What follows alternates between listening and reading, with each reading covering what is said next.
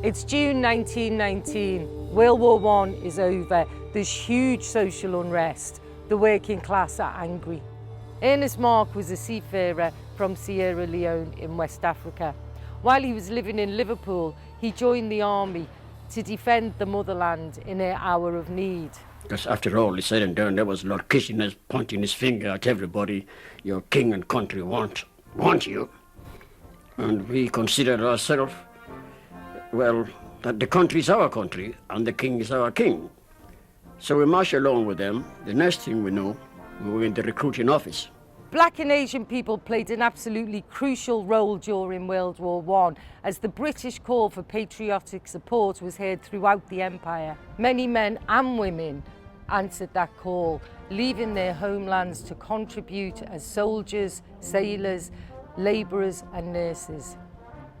For example, around 1.5 million Indian soldiers and over 16,000 men from the Caribbean fought or served. In Liverpool, men who were born here and those who resided here enlisted in the armed forces. During the war, there were a lot of jobs. Anybody can get a job at the munition factories. The color didn't mind. Black, white, yellow, green hair, everybody can work. After the job was over and they were all demobilized, the white soldiers, they seemed to forget that the black man was also in the Navy and the Army with them. And they couldn't get the jobs. And they demanded that these black people would leave the factory so they can get in. They were Englishmen. These black people were savages from Africa. So the race riot started.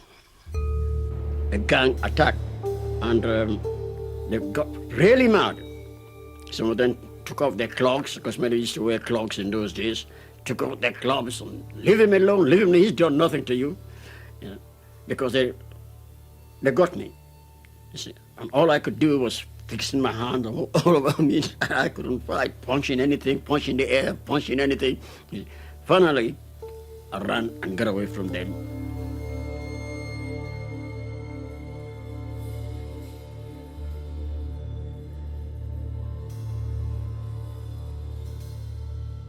Charles Wotton was a Bermudan seafarer, 24 years old.